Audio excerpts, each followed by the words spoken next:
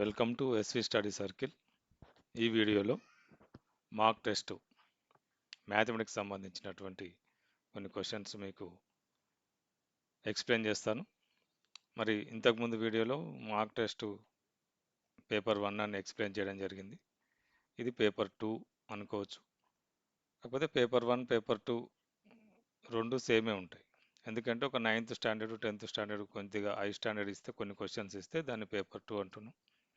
ఇవ్వకపోతే పేపర్ 1 కిందనే చేస్తాం. కాబట్టి పేపర్ 1 వాళ్ళు పేపర్ 2 చూడొచ్చు, పేపర్ 2 వాళ్ళు పేపర్ 1 చూడొచ్చు. ఎన్ని ఎక్కువ ప్రాక్టీస్ చూస్తే అంత బాగుంటుంది. ఇది పేపర్ 1 వాళ్ళకు కూడా చాలా ఉపయోగపడుతుంది. చూడండి, మరి క్వశ్చన్స్ మీకు ఈ మార్క్ టెస్ట్ కూడా 3 టైప్స్ మార్క్ టెస్ట్ నేను మీకు పరిచయం చేస్తాను, ఎక్స్ప్లెయిన్ చేస్తాను. ఇది ఈజీగా ఉన్నటువంటి mark test 1. Paper 1 already explain చేశాను. ఇది పేపర్ 2 క్వశ్చన్స్ ఈజీగా ఉన్న క్వశ్చన్స్, ఇవి ఈజీగా ఉన్నాయి. తర్వాత యావరేజ్ క్వశ్చన్స్, తర్వాత high standard questions, 3 types mark test question papers మీకు ఎక్స్ప్లెయిన్ చేస్తాను. సో చూద్దాం, మరి క్వశ్చన్ నెంబర్ 1 వెళ్దాం. చూడండి, ఈ క్వశ్చన్ నెంబర్ 1లో ఏంటి క్వశ్చన్ నెంబర్ 1 అంటే what is the largest prime number less than 100 అండి. 100 కంటే తక్కువగా ఉన్న అతిపెద్ద ప్రధాన సంఖ్య ఏది? 100 కంటే తక్కువగా ఉన్న అతిపెద్ద ప్రధాన సంఖ్య అన్నాడు. మనకు 91 ఇచ్చిండు, 93 ఇచ్చిండు, 97 ఇచ్చిండు, 99 ఇచ్చిండు. మాకు ప్రధాన సంఖ్య అంటే ఏ కారణాంకాలు లేకుండా 1 మరియు ఇట్ సెల్ఫ్, ఒకటి మరియు అదే సంఖ్య కారణాంకాలు ఉంటే ఆ సంఖ్యలు మనం ప్రధాన సంఖ్యలు అంటాం. సో ఇక్కడ 100 కంటే తక్కువ ఉన్న ప్రధాన సంఖ్య ఏది అంటే మళ్ళీ మనం ఫస్ట్ నుంచి అన్ని ప్రధాన సంఖ్యలు రాసుకోవాలని అవసరం లేదు. చూడండి, ఫస్ట్ మనం ఎలిమినేషన్ మెథడ్లోకి వెళ్తే మనకి ఇక్కడ 91 చూద్దాం. 91 ఏంటి? 91 అనేది 7 టేబుల్లో వస్తుంది. 13 7 91 వస్తుంది. సో ఇక్కడ 91కి 13 7 కారణాంకాలు వచ్చినాయి. ఒకటి కాకుండా ఒకటి, 91 కాకుండా 13 7 వేరే ఇతర కారణాంకాలు వచ్చినాయి. కాబట్టి ఇది సంయుక్త సంఖ్య అయితే, ఇది ప్రధాన సంఖ్య కాదు. 93, మరి 93 ఎందులో వస్తుంది అని అంటే మనం 3 టేబుల్కు డివిజిబిలిటీ రూల్ తెలుసు. 9 + 3 12 అయింది. 1 + 2 చేస్తే 3 అయింది. కాబట్టి 3 టేబుల్లో డివిజిబుల్ అవుతుంది. కాబట్టి 93 కూడా 3 టేబుల్లో డివిజిబుల్ అవుతుంది. 3 3 3 1. సో ఇది కూడా కాదు, మనకు 93 కూడా కాదు. ఇక్కడ 99 కూడా కాదు, ఎందుకంటే 99 కూడా 11 టేబుల్లో వస్తుంది. 11 9 99. సో ఇవి కావు, కాబట్టి 97 అనేది మనకు అతిపెద్ద ప్రధాన సంఖ్య. 100కు తక్కువగా ఉన్న అతిపెద్ద ప్రధాన సంఖ్య 97. సో ఇక్కడ 93 సంయుక్త సంఖ్యనే, 99 సంయుక్త సంఖ్యనే, 91 కూడా సంయుక్త సంఖ్యనే. ఇంకా ఇందులో దీనికంటే 97 కంటే చిన్నగా ఉన్నటువంటి ప్రధాన సంఖ్య ఏదన్నా ఇచ్చినా మనకు 97 అతిపెద్ద ప్రధాన సంఖ్య. 100 కంటే తక్కువగా ఉన్నటువంటి అతిపెద్ద ప్రధాన సంఖ్య 97 అవుతుంది. సో ఇక్కడ our answer is the C is the right answer. చూడండి, ఇక్కడ క్వశ్చన్ నెంబర్ 2లో if a property is shared between 4 people in the ratio 1:2:3:4 and the smallest share is rupees 5000, what is the total value of the property? So మొత్తం property value ఎంత? Smallest అతి తక్కువ వాటా. ఒక ఆస్తిని 4 వ్యక్తులు 1:2:3:4 నిష్పత్తిలో పంచారు. అది తక్కువ వాటా 5000 అయితే ఆస్తి మొత్తం విలువ ఎంత అన్నట్టు. సో మనం ఇట్లా నిష్పత్తి ఇచ్చినప్పుడు నిష్పత్తిని మనం యాడ్ చేసుకుంటాం.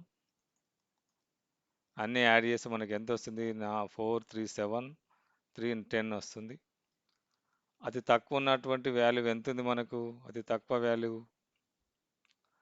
1 ఉంది. సో అతి తక్కువ వాల్యూ ఎంత ఉంది మనకు అంటే ఇది ఎంత వస్తుంది? 1/10. 1/10 అంటే ఇది 10 వచ్చింది. కాబట్టి అది తక్కువ వాల్యూ ఎంతకి ఈక్వల్ అవుతుంది? 1/10. ఇక్కడ చూడండి, మనకు 10 వస్తుంది. ఇది మొత్తం 10 అయింది. కాబట్టి మనకు ఇది 1/10 వాల్యూ ఎంత ఉంది? మొత్తం 10 అయితే 1/10 వాల్యూ 5000 ఉంది. మనకు 5000 ఉంది. అంటే ఇప్పుడు ఎక్స్ అనుకుంటాం. ఒకవేళ ఇది ఆస్తి ఎక్స్ అనుకున్నప్పుడు ఇది x/10 అవుతుంది. So x is equal to ఎంత వస్తుంది మనకు? 50,000 వస్తుంది. సో మీరు ఇట్లా కూడా చూసుకోవచ్చు. ఇది 5000, 1 రేషియో ఉన్నది 5000, కాబట్టి 2 రేషియో ఉన్నది 10,000, 3 ఉన్నది 3 5 15,000, 4 5 20,000. 20, 10, 30, 40, 45, 50, 50,000. అంటే ఇక్కడ మనం మొత్తం ఆస్తి ఎక్స్ అనుకున్నప్పుడు ఇది ఎక్స్ రేషియో, ఇది ఎక్స్ అవుతుంది, అది 2x అవుతుంది, అది 3x అవుతుంది, అది 4x అవుతుంది. సో మనకు ఎక్స్ ఎంత ఇచ్చిండు, 5,000 ఇచ్చిండు, 2x ఎంత అవుతుంది, 10,000 అవుతుంది, 3x 15,000 అవుతుంది, 4x 20,000 అవుతుంది. మొత్తం వాల్యూ ఎంత మనకు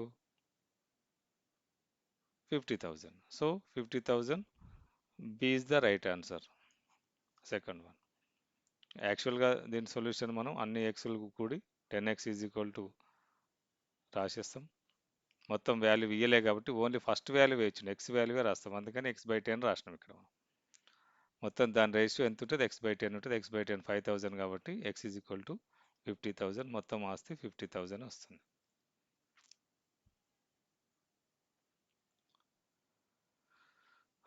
which of the following numbers is divisible by both 3 and 4 అన్నాడు. ఈ క్రింది వాటిలో 3 మరియు 4 రెండింటిచే భాగించబడే సంఖ్య ఏది? 3, 4చే భాగించబడే సంఖ్య ఏది అంటాడు. ఫస్ట్ మనం 4చే భాగించబడే సంఖ్యలు చూద్దాం. 4చే భాగించబడాలంటే 152, మొత్తం 4 టేబుల్ చూడాల్సిన అవసరం లేదు. యూనిట్ ప్లేస్, టెన్స్ ప్లేస్ చూడాలి. 52 వస్తుందా 4 టేబుల్లో? వస్తుంది. అంటే 4 10 40, ఇంకా 12 మిగులుతుంది, 4 3 12. ఓకే, ఇది 4 టేబుల్లో వచ్చింది. నెక్స్ట్ ఇక్కడ 234లో 34 వస్తుందా? 34 రాదు. 4 8 32, 4 9 36, ఇది రాదు, ఇది కాదు ఆన్సర్. ఇప్పుడు మనకు ఇది వస్తుంది, ఎందుకంటే 432 ఉంది, 32 ఇస్ ద 4 టేబుల్ వస్తుంది. 514 రాదు, ఎందుకంటే లాస్ట్ 14 ఉంది, unit place, tens place. డిజిబిలిటీ rules మనకు ఫస్ట్ వీడియోలో ఉన్నాయి, మీరు సబ్స్క్రైబ్ చేసుకుంటే మీకు కనిపిస్తే డిజిబిలిటీ రూల్స్. 14 కూడా రాదు కాబట్టి ఈ రెండు కావు. మరి ఇప్పుడు ఈ రెండిట్లా ఏది 4 టేబుల్లో 2 డిజిబుల్ అవుతున్నాయి, మరి 3 టేబుల్ కూడా కావాలి కాబట్టి 3 టేబుల్కి ఏంటి మనకు డిజిబిలిటీ రూల్, సమ్ ఆఫ్ డిజిట్స్ చేయాలి. 152 సమ్ ఆఫ్ డిజిట్స్ చేయాలి, 432 చేయాలి. 152 ఎంత వస్తుంది, 5 1 1 + 5 6 + 2 8 వచ్చింది, 7 ఇది 9 వచ్చింది. 3 టేబుల్ ఏది డిజిబుల్ అవుతుంది, 9 డిజిబుల్ అవుతుంది, కాబట్టి 432 3 టేబుల్లో డిజిబుల్ అవుతుంది, ఇది కాదు. సో మనకు రెండింటితో డివిజిబుల్ కావాలి కాబట్టి ఇది 4తో డివిజిబుల్ అవుతుంది కానీ 3 తోటి కావట్లేదు, కాబట్టి ఇది మన ఆన్సర్ కాదు. C is the right answer. అంటే 432 అనేది 3 టేబుల్లో 4 టేబుల్లో వస్తుంది. థర్డ్ క్వశ్చన్కు C is the right answer. చూడండి, fourth question, the area of a triangle with base 10 centimetres and height 12 centimetres is. భూమి 10 సెంటీమీటర్లు మరియు ఎత్తు 12 సెంటీమీటర్లు గల త్రిభుజ వైశాల్యం ఎంత? డైరెక్ట్ ఇచ్చేసి మనకు వాల్యూస్. త్రిభుజ వైశాల్యం A is equal to half into BH అంటాం మనం. B అంటే భూమి, H అంటే హైటు, ఎత్తు. సో హాఫ్ భూమి ఇచ్చిండు మనకు ఎంత, 10 సెంటీమీటర్లు ఇంటూ 10, హెచ్ ఎంత 12, 12 2 1 2 6 60 స్క్వేర్ సెంటీమీటర్స్, చదరపు సెంటీమీటర్లు ఎక్కడ ఉంటే that is the right answer. Fourth question B is the right answer. Direct ఇచ్చిండు, ఫార్ములా తెలిస్తే సరిపోతుంది మనం. Express 0.375 as a fraction in its lowest term. 0.375ని కనిష్ట రూపంలో గల భిన్నంగా మార్చండి అంటుంది. సో ఇది కనిష్ట రూపంలో గల భిన్నంగా మార్చడం, ఇది అంతమయ్యే దశాంశ భిన్నం. అంతమైంది 375 వరకే వచ్చింది. అంతం కాని దశాంశ భిన్నాలు ఉన్నాయి, అంతం కాని దశాంశ భిన్నాలలో మళ్ళీ ఆవర్తనమయ్యే దశాంశ భిన్నాలు ఉన్నాయి, వాటి గురించి కూడా డిస్కషన్ చేసినాం. అట్లాంటి క్వశ్చన్స్ కూడా వస్తాయి. ఇక్కడ ఇది సింపుల్ క్వశ్చన్, వాటితో పోల్చుకుంటే ఇది సింపుల్ క్వశ్చన్. సో 0.375ని మనం కనిష్ట రూపంలో రాయాలంటే పాయింట్, డెసిమల్ పాయింట్ తీసేసి నెంబర్ రాసేసుకోండి.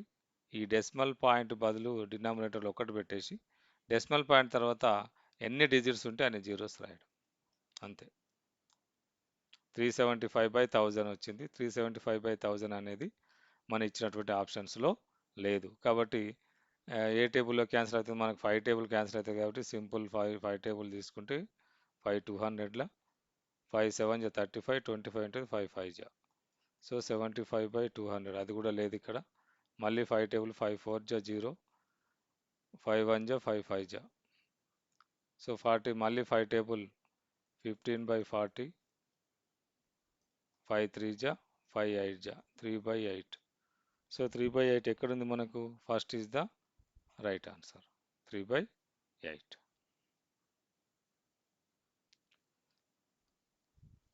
చూడండి ఇక్కడ 5,000 అసలుపై సంవత్సరానికి 10% వడ్డీ రేటుతో 2 సంవత్సరాలకు అయ్యే సాధారణ వడ్డీ అంటుంది. బారు వడ్డీ, సాధారణ వడ్డీ. Fine the simple interest on 5,000 at 10% for annum for 2 years. మనకు తెలుసు ఈ ఫ్రాక్షన్స్లో, ఈ శాతాలలో, పర్సంటేజెస్లో ఎట్లా చేయాలనేది మనం ప్రీవియస్ వీడియోస్లో ఉన్నాయి మనకు. సో 5,000 అసలు కాబట్టి దీని మీద 10% అంటే ఇంటూ 10/100 రాస్తాం మనం. 10% అంటే ఇది క్యాలిక్యులేషన్ చేస్తాం. ఇట్లా కాకుండా మీరు డైరెక్ట్ 5,000 మీద 10% అని 10% వచ్చినప్పుడు సింపుల్గా ఒక డిజిట్ వదిలేసి రాసేసుకుంటే సరిపోతుంది. 500.0 ఇది 10%. 500 10%. ఇది ఒక సంవత్సరానికి. రెండో సంవత్సరానికి ఎంత అవుతుంది? ఇంకో 500 అవుతుంది. ఎందుకంటే ఇది చక్రవడ్డీ కాదు, బారు వడ్డీ, సింపుల్ ఇంట్రెస్ట్, ఇది కాంపౌండ్ ఇంట్రెస్ట్ కాదు. కాబట్టి అసలు అనేది, ప్రిన్సిపల్ అమౌంట్ అనేది సేమ్ ఉంటుంది, అది దాంట్లో మార్పు ఉండదు. కాబట్టి 500 1000 వచ్చేస్తుంది మనకు. 1000 is the right answer. So ఇక్కడ కూడా మనం చూసుకుంటే 10% ఎంత అవుతుంది మనకి? ఇక్కడ ఒక జీరో ఒక జీరో ఒక జీరో ఒక జీరో 500 అవుతుంది 10%. ఫస్ట్ ఇయర్కు 500, సెకండ్ ఇయర్కు 500. 1000 is the right answer. So 6th one B is the right answer.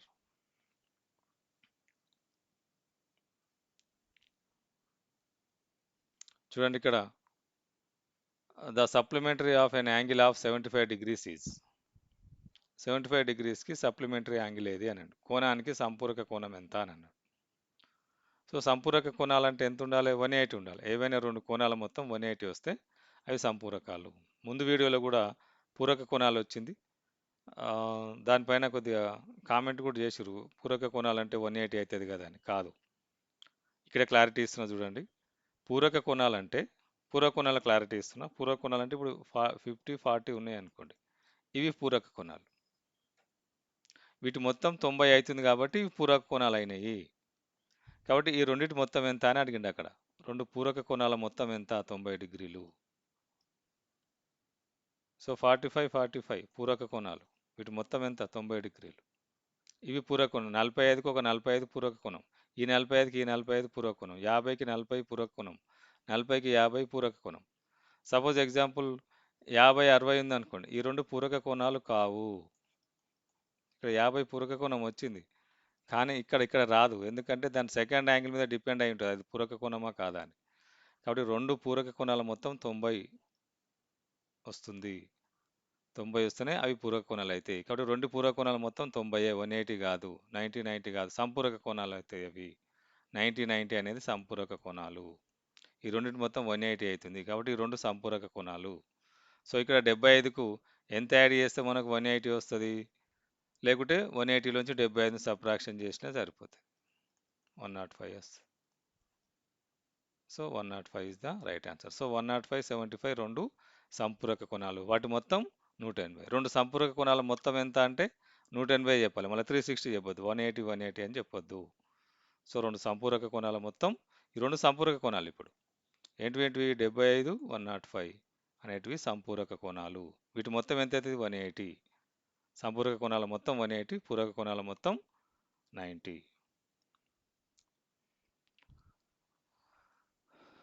Question number 8 చూడండి ఇక్కడ. A rectangular field is 30 meters long and 20 meters wide. What is the length of the fence required to cover it? ఒక దీర్ఘచతురస్రాకార స్థలం పొడవు 30 మీటర్లు మరియు వెడల్పు 20 మీటర్లు. దాని చుట్టూ కంచె వేయడానికి అవసరమైన పొడవు ఎంత? చుట్టూ కంచె వేయాలి మనం. దీర్ఘచతురస్రం తీసుకొని దానికి చుట్టూ కంచె వేయాలి కాబట్టి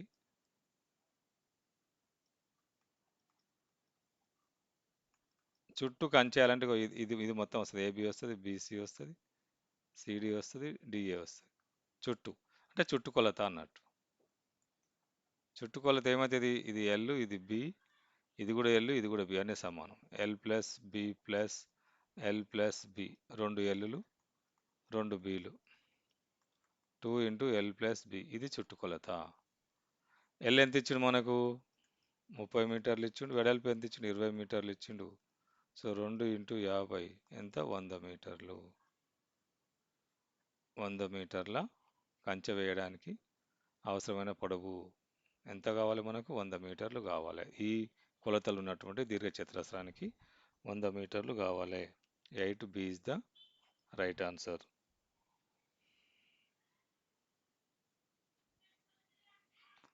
చూడండి ఇక్కడ క్వశ్చన్ నెంబర్ 9లో find the value of root 625 plus root 144. Under root of 625 under root of 144. Square root find out చేయడం డివిజన్ మెథడ్ ఉంది, డివిజన్ మెథడ్లో చెప్పిన ప్రైమ్ ఫ్యాక్టరైజేషన్ మెథడ్ కూడా ఉంది దీనికి. లేదు మేము డైరెక్ట్ నెంబర్స్ మల్టిప్లై చేసుకుంటాము అంటే కూడా చేసుకోవచ్చు. ఇప్పుడు 5 వచ్చింది కాబట్టి మనం దేంతో మల్టిప్లై చేయాలి? 15 15 అన్న చేయాలి, 25 25 అని చేయాలి, 35 35 అని చేయాలి. మరి 4 వచ్చినప్పుడు దేంతో చేయాలి? 2 ఉండాలి, యూనిట్ ప్లేస్లో 2 ఉండాలి, 8 ఉండాలి, 2 ఉండాలి, 8 ఉండాలి. సో ఇక్కడ మరి 144కు ఇవి చిన్న సంఖ్యలు కాబట్టి మనం గుర్తుపెట్టుకోవాలి ఈజీగా. 625కి 25, 144కి 12. So 37 is the right answer. రెండింటి విలువ యాడ్ చేయమన్నాడు. 37 is the right answer. So 625కి మనం స్క్వేర్ రూట్ ఫైండ్ అవుట్ చేసేటప్పుడు డివిజన్ మెథడ్లో ఇలా చేస్తాం. 2 2 జా 4, సేమ్ నెంబర్స్ రావాలి, స్క్వేర్ నెంబర్సే రాసుకోవాలి. ఇక్కడ 225 వచ్చింది, ఒక +2 అక్కడ ఎంత నెంబర్ ఉంటే అంత నెంబర్ యాడ్ చేసుకుంటాం. ఇప్పుడు ఇక్కడ 4 పక్కకు ఎంత రావాలి నెంబర్? యూనిట్ ప్లేస్లో 5 ఉంది కాబట్టి 5 రావాలి. అదే ఎలిజిబుల్ నెంబర్ ఇక్కడ మీకు. ఒకవేళ 625 పర్ఫెక్ట్ స్క్వేర్ నెంబర్ అయితే ఇక్కడ 5 ఎలిజిబుల్.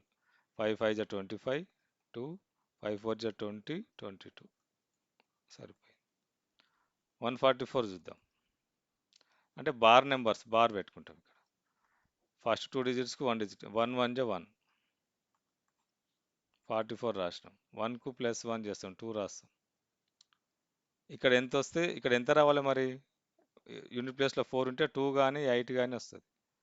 ఫస్ట్ 2 చూద్దాం. 2 వేసుకుంది, ఇక్కడ 2 వేసుకుంటే ఇక్కడ కూడా 2నే వేసుకోవాలి. 2 2 జా 4, 2 2 జా 4 సరిపోయింది. 2కే సరిపోయింది కాబట్టి 12 is the right answer. So 37 is the right answer. రెండింటిని యాడ్ చేస్తే 9th question B is the right answer. 10th question the sum of all interior angles of a quadrilateral is. ఒక చతుర్భుజంలోని అంతర్కోణాల మొత్తం ఎంత అంట. చతుర్భుజంలో అంతర్కోణాల మొత్తం తెలుసు మనకు. ఇంతకుముందు క్వశ్చన్లో కూడా ఒక చతుర్భుజం ఇచ్చినప్పుడు అంతర్కోణాల మొత్తం పిల్లలు ఎట్లా రాసుకుంటున్నారు అంటే ఒక కర్ణం గీసేసి ఇది ఒక త్రిభుజం, ఇది 180 180 360 సింపుల్. ఒక డయాగ్నల్ గీసుకుంటే 2 త్రిభుజాలు వచ్చినాయి. అందులో ఇక్కడ అంతర్కోణం 2గా విభజించబడింది, ఇక్కడొకటి ఇక్కడొకటి ఇక్కడొకటి 2గా విభజించబడింది, అంతే. ఇది సేమ్ ఉంది, ఇది సేమ్ ఉంది. ఇది 180, అది 180 360. చతుర్భుజంలోని అంతర్కోణాల మొత్తం 360. మనకు ఆల్రెడీ ఫార్ములా ఉంది. చతుర్భుజంలో అంతర్కోణాల మొత్తం n-2 ఇంటూ 180. n అనేది భుజాల సంఖ్య. చతుర్భుజం కాబట్టి 4 భుజాలు ఉంటాయి. 4 - 2 ఇంటూ 180. So 2 into 180 360. ఇట్లనే చూసుకోవచ్చు. మీకు ఆల్రెడీ చతుర్భుజం తెలిస్తే చతుర్భుజంలోని రకాలు తెలుసుగా, చతుర్భుజం తెలుసు కాబట్టి దాని కోణాలు మొత్తం తెలుసుకోవచ్చు.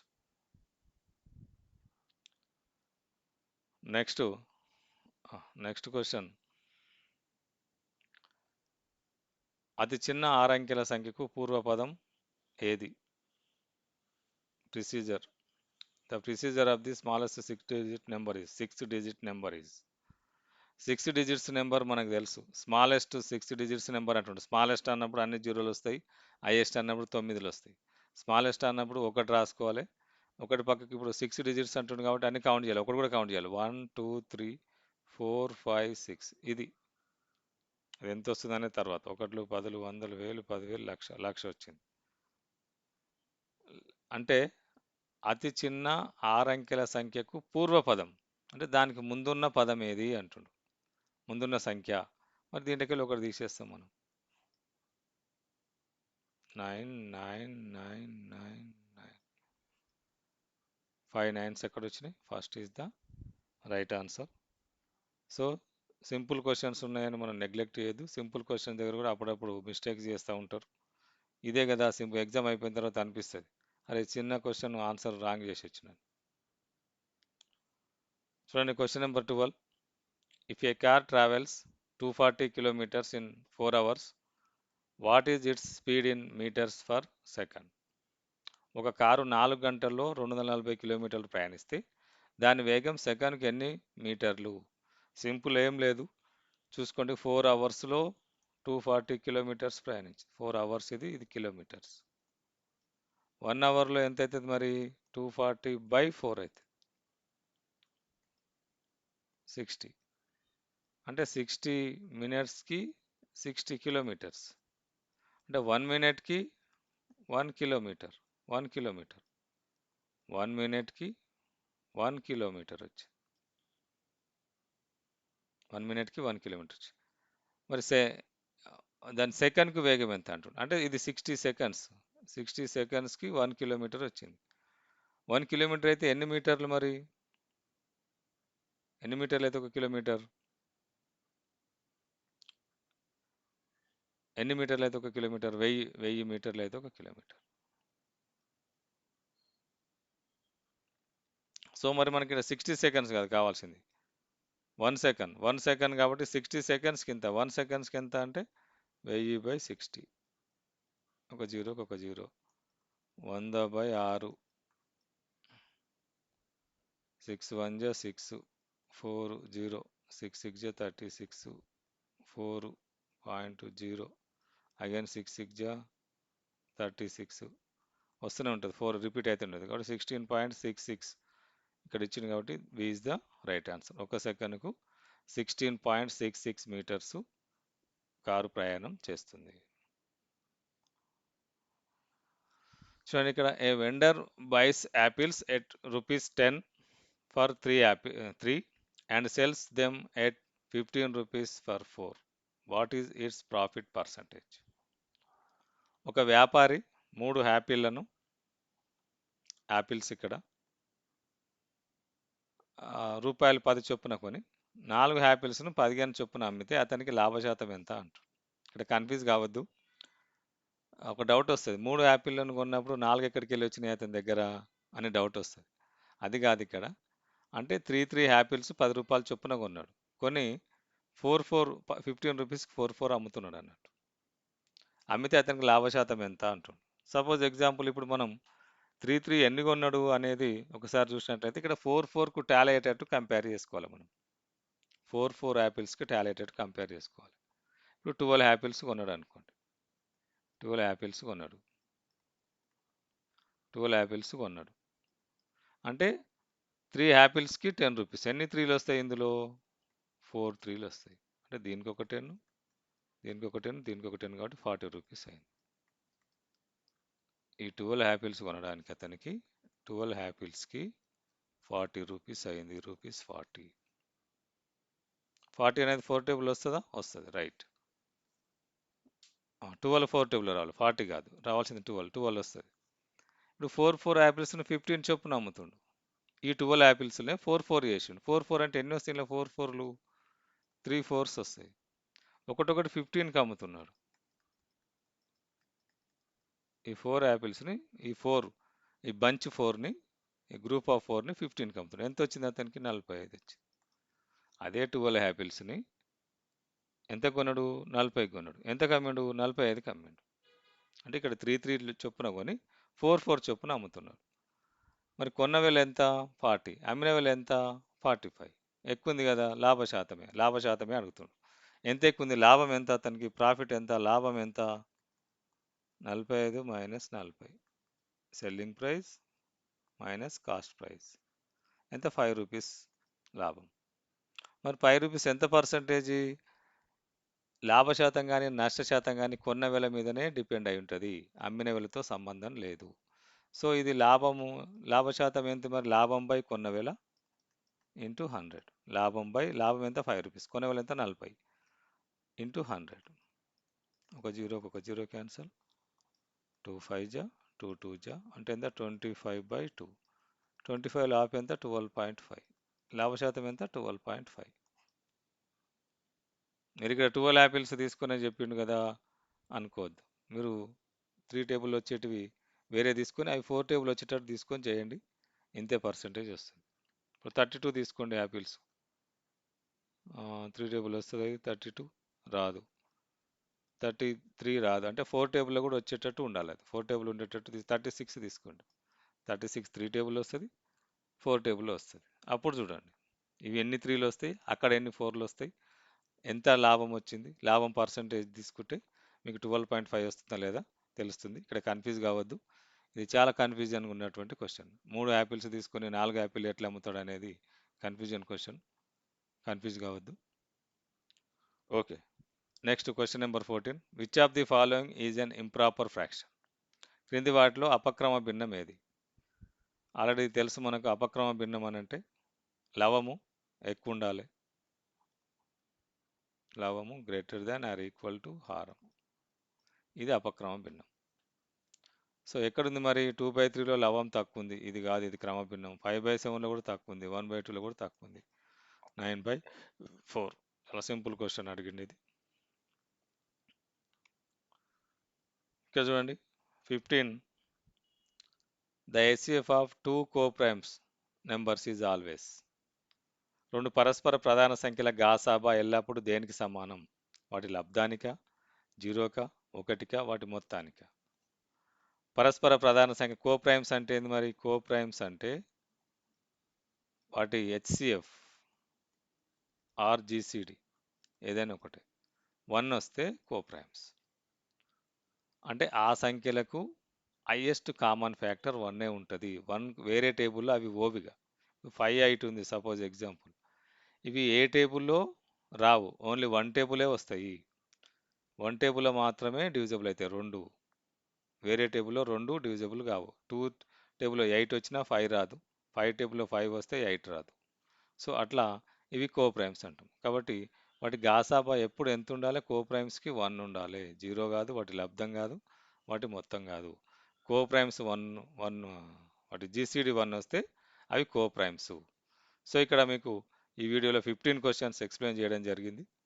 మరి నెక్స్ట్ వీడియోలో మీకు రిమైనింగ్ క్వశ్చన్స్ ఎక్స్ప్లెయిన్ చేస్తాను. సో మరి మీకు నచ్చినట్లయితే లైక్ చేయండి, షేర్ చేయండి, సబ్స్క్రైబ్ చేసుకోండి. మరి నెక్స్ట్ వీడియోతో కలుద్దాం. మీకు ఇంకా ఈ ఎస్వి స్టడీ సర్కిల్లో చాలా వీడియోస్ మీకు పరిచయం చేయబోతాను, మీకు ఎక్స్ప్లెయిన్ చేస్తాను. చూడండి.